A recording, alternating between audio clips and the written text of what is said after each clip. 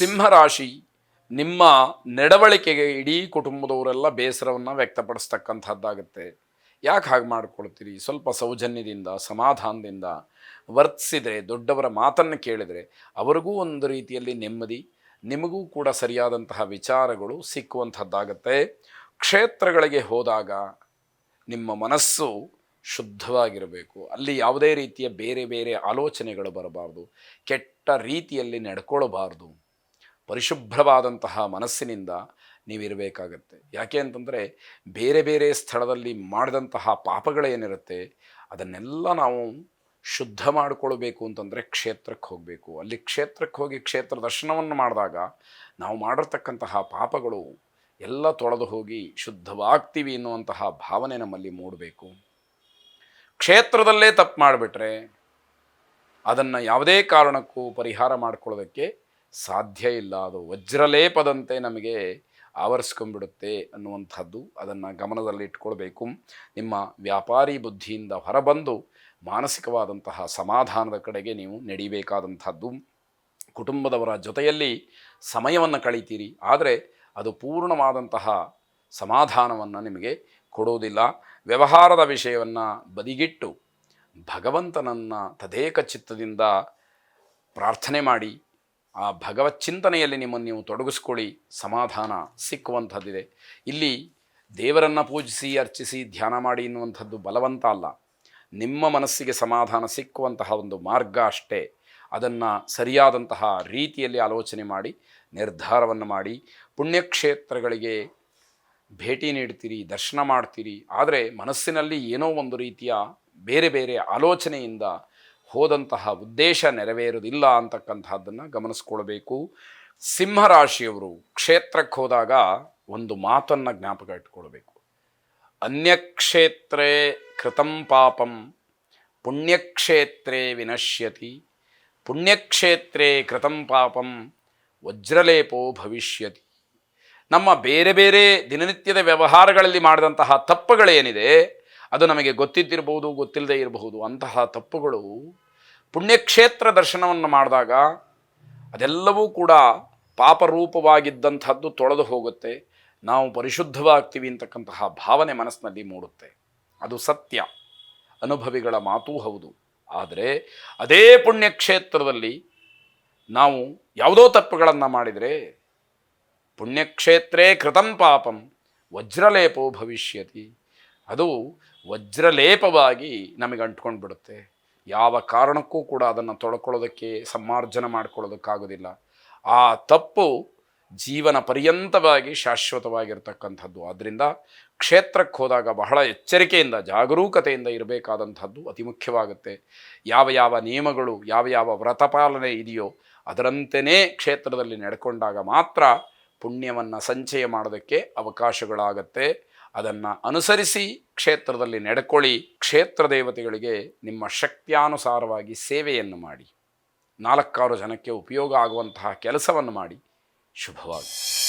ಕನ್ಯಾ ರಾಶಿ, ಆಲಸ್ಯವನ್ನು ದೂರ ಮಾಡಿಕೊಂಡು ನಿಮ್ಮ ಕಾರ್ಯಕ್ಷೇತ್ರದಲ್ಲಿ ಸಾಧನೆಯನ್ನು ಮಾಡಿ. ಯಾವಾಗ ಮಾಡಬೇಕಾದಂತಹ ಕೆಲಸಗಳು ಬೇಕಾದಷ್ಟಿದ್ದಾಗ್ಯೂ ಕೂಡ ಆಲಸ್ಯ ಅಂತಕ್ಕಂತಹದ್ದು ಯಾವುದಕ್ಕೂ ಅವಕಾಶವನ್ನು ಕೊಡುವುದಿಲ್ವೋ ಆಗ ನೀವು ವಂಚಿತರಾಗ್ತೀರಿ. ಜೊತೆಗೆ ಹಿನ್ನಡೆ ಅಂತಕ್ಕಂಥದ್ದು ನಿಮ್ಮನ್ನು ಆವರಿಸ್ಕೊಂಡು ಬಿಡುತ್ತೆ. ಕ್ರಿಕೆಟ್ ಆಟಗಾರರಿಗೆ ತುಂಬ ಒಳ್ಳೆಯ ದಿವಸ ಇದು ಅಂತ ಹೇಳಬೇಕು. ಅಪರಿಚಿತ ವ್ಯಕ್ತಿಗಳು ನಿಮ್ಮ ವೈಯಕ್ತಿಕವಾದಂತಹ ವಿಚಾರದಲ್ಲಿ ತಲೆಯನ್ನು ಹಾಕಿ ಮಾನಸಿಕವಾದಂತಹ ಬೇಸರವನ್ನು ಉಂಟು ಮಾಡ್ತಾರೆ. ಅವರಿಗೂ ನಿಮಗೂ ಯಾವುದೇ ರೀತಿಯ ಸಂಬಂಧ ಇರುವುದಿಲ್ಲ, ಯಾವ ವ್ಯಕ್ತಿ ಅಂತಲೂ ಗೊತ್ತಿರೋದಿಲ್ಲ. ನಿಮ್ಮ ವೈಯಕ್ತಿಕವಾದಂತಹ ವಿಷಯದಲ್ಲಿ ಅವರು ಬರ್ತಾರೆ, ಕಾಣಿಸ್ಕೊಳ್ತಾರೆ. ಅದು ನಿಮಗೆ ಬೇಸರವನ್ನು ತರತಕ್ಕಂಥದ್ದಾಗುತ್ತೆ. ನಿಮ್ಮ ಕೌಶಲ್ಯ ಹೊರಗಡೆ ಪ್ರಚಾರ ಆದರೆ ಇದಕ್ಕೆ ನಿಮಗೆ ಒಳ್ಳೆಯ ಬೆಲೆ ಸಿಕ್ಕತ್ತೆ. ಅದು ಒಂದು ವೇಳೆ ಆಗಲಿಲ್ಲ ಅಂತಂದರೆ ಅದಕ್ಕೆ ನಿಮ್ಮ ಆಲಸ್ಯವೇ ಕಾರಣ ಅನ್ನೋದನ್ನು ನೀವು ಗುರುತಿಟ್ಕೊಳ್ಬೇಕಾದಂಥದ್ದು. ಕೆಲಸದಲ್ಲಿ ಹಲವಾರು ಅಡಚಣೆಗಳು ಬರತಕ್ಕಂತಹದ್ದು ಸಹಜ, ಆದರೆ ಅದೆಲ್ಲವನ್ನು ಬಹಳ ನಾಜೂಕಿನಿಂದ, ಜಾಗರೂಕತೆಯಿಂದ, ಬುದ್ಧಿವಂತಿಕೆಯಿಂದ ದಾಟಿ ಮುಂದಕ್ಕೆ ಹೋಗಿ ನಮ್ಮ ಸಾಧನೆಯನ್ನು ನಾವು ಮಾಡಬೇಕಾದಂಥದ್ದು.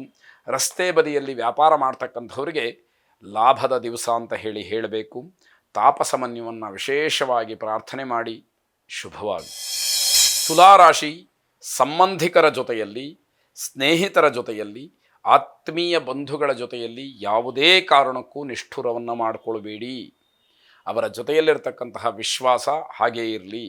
ಏನೋ ಒಂದು ಮಾತು ಬರುತ್ತೆ, ನೀವೇ ಸ್ವಲ್ಪ ತಗ್ಗಿ ಬಗ್ಗಿ ವಿಧೇಯತೆಯಿಂದ ನಡ್ಕೊಳ್ತಕ್ಕಂಥದ್ದು ನಿಮಗೆ ಕ್ಷೇಮ. ಹಾಗಾಗಿ ಅಲ್ಲಿ ನಾನು ಸೋಲ್ಬೇಕಾ, ಈ ರೀತಿ ವಿತಂಡವಾದವನ್ನು ಮಾಡಬಾರ್ದು ಅನ್ನುವಂಥದ್ದು ಎಚ್ಚರಿಕೆಯಾಗಿರುತ್ತೆ. ಮಾನಸಿಕವಾದಂತಹ ಬೇಸರ ದಿನಪೂರ್ತಿ ನಿಮ್ಮನ್ನು ಕಾಡುವಂಥದ್ದಾಗತ್ತೆ.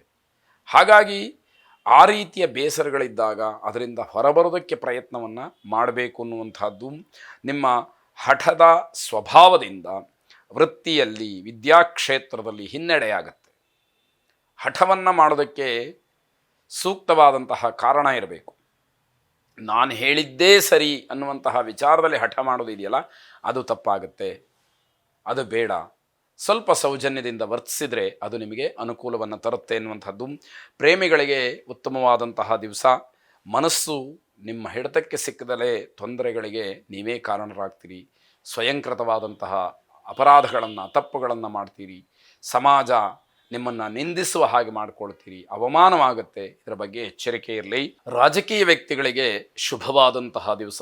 ರಾಜಕಾರಣಿಗಳ ಸಂಪರ್ಕ ಇರತಕ್ಕಂಥವ್ರಿಗೂ ಕೂಡ ಅನುಕೂಲವಾಗುವಂತಹ ದಿವಸವಾಗುತ್ತೆ. ಆದಿತ್ಯ ಹೃದಯ ಸ್ತೋತ್ರವನ್ನು ಶ್ರವಣ ಮಾಡಿ, ಸೂರ್ಯನಾರಾಯಣನನ್ನು ವಿಶೇಷವಾಗಿ ಪ್ರಾರ್ಥನೆ ಮಾಡಿ, ಆದಿದೇವ ನಮಸ್ತುಭ್ಯಂ ಪ್ರಸೀದ ಮಮ ಭಾಸ್ಕರ, ದಿವಾಕರ ನಮಸ್ತುಭ್ಯಂ ಪ್ರಭಾಕರ ನಮೋಸ್ತುತೆ ಎಂಬತಕ್ಕಂತಹ ಪ್ರಾರ್ಥನೆ ನಿಮ್ಮದಾಗಿರಲಿ. ಶುಭವಾಗಿ. ವೃಶ್ಚಿಕ ರಾಶಿ, ನಿಮ್ಮ ಮಕ್ಕಳು ನಿಮಗೇನಾದರೂ ಸಲಹೆಯನ್ನು ಕೊಟ್ಟರೆ ಅದನ್ನು ನಿರ್ಲಕ್ಷ್ಯ ಮಾಡಬೇಡಿ. ಮಕ್ಕಳು ಚಿಕ್ಕವರು, ಅವ್ರ ಮಾತನ್ನು ಏನು ಕೇಳಬೇಕು ಅನ್ನುವಂತಹ ಭಾವನೆಗಳು ಬೇಡ. ಯಾರು ಏನೇ ಹೇಳಿದರೂ ಕೂಡ ಆ ಸಲಹೆಯನ್ನು ಸ್ವೀಕಾರ ಮಾಡಿ, ಆಲೋಚನೆ ಮಾಡಿ ನಂತರದಲ್ಲಿ ನಿರ್ಧಾರವನ್ನು ಮಾಡಿ. ಅವ್ರು ಹೇಳಿದ್ದೇ ತೀರ್ಮಾನ ಅಂತ ಹೇಳಿ ಆಗೋದು ಬೇಡ. ಆದರೆ ಸಲಹೆಯನ್ನೇ ನೀವು ನಿರ್ಲಕ್ಷ್ಯ ಮಾಡಿದರೆ ನೀವು ದೊಡ್ಡ ತಪ್ಪಿಗೆ ಒಳಗಾಗ್ತೀರಿ ಅಂತಕ್ಕಂಥದ್ದು. ವಿವಾದಿತ ವಿಚಾರಗಳು ಇತ್ಯರ್ಥವಾಗ್ತಕ್ಕಂತಹ ಸೂಚನೆ ಇದೆ. ಆ ರೀತಿ ಇದ್ದಾಗ ಯಾರ ಸಲಹೆಯಿಂದ ಏನು ಬೇಕಾದರೂ ಒಳಿತಾಗಬಹುದು ಅನ್ನುವಂಥದ್ದೂ ಕೂಡ ಮನಸ್ಸಿನಲ್ಲಿ ಬರಬೇಕು. ರಾಜಕೀಯ ವ್ಯಕ್ತಿಗಳಿಗೆ, ರಾಜಕಾರಣಿಗಳಿಗೆ ಉತ್ತಮವಾದಂತಹ ಸ್ಥಾನ, ಹಾಗೆ ತಾವು ಆಲೋಚನೆ ಮಾಡಿದಂತಹ ವಿಚಾರಗಳೇನಿದೆ ಅವೆಲ್ಲವೂ ಕೂಡ ಮುನ್ನೆಲೆಗೆ ಬಂದು ಅದರಿಂದ ಅನುಕೂಲವಾಗುವಂತಹ ಸಾಧ್ಯತೆಗಳು ಹೆಚ್ಚಾಗಿರುತ್ತೆ. ಹಾಗಾಗಿ ಅದರಿಂದ ಒಳಿತು ಅನ್ನುವಂಥದ್ದನ್ನು ಕಾಣಲಿಕ್ಕೆ ಅವಕಾಶಗಳಿದೆ ಎನ್ನುವಂಥ ಅರ್ಥ. ವ್ಯರ್ಥವಾಗಿ ಸಮಯವನ್ನು ಕಳೆಯೋದಕ್ಕೆ ಹೋಗಬೇಡಿ. ಮಕ್ಕಳ ಜೊತೆಯಲ್ಲಿ ಉತ್ತಮವಾದಂತಹ ಬಾಂಧವ್ಯವನ್ನು ಬೆಳೆಸ್ಕೊಳ್ಳಿ ಅಂತಕ್ಕಂಥದ್ದು, ಜೊತೆಗೆ ಉಳಿಸ್ಕೊಳ್ಳಬೇಕು. ಇಲ್ಲದೇ ಇದ್ದರೆ ಅದು ಪ್ರಯೋಜನಕ್ಕೆ ಬರುವುದಿಲ್ಲ ಅಂತ ಅರ್ಥ. ಕುಟುಂಬ ಸದಸ್ಯರ ನಿರೀಕ್ಷೆಗಳನ್ನು, ಆಸೆಗಳನ್ನು ಪೂರೈಸೋದಕ್ಕೆ ಉತ್ತಮ ಅವಕಾಶ ಇದೆ. ಆ ಪ್ರಯತ್ನವನ್ನು ಮಾಡಿ. ಆ ರೀತಿಯ ಪ್ರಯತ್ನದಿಂದ ನಿಮಗೂ ಕೂಡ ಸಮಾಧಾನ ಸಿಕ್ಕುವಂಥದ್ದಾಗುತ್ತೆ.